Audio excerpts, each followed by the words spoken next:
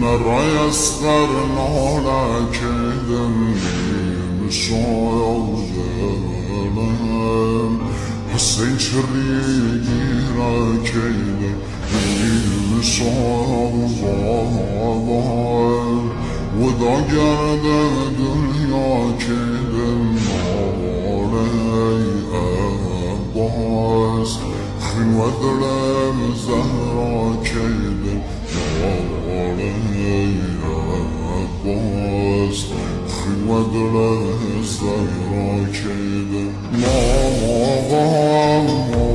مغاصل سيد السر وخاك دمي شايم وهدايم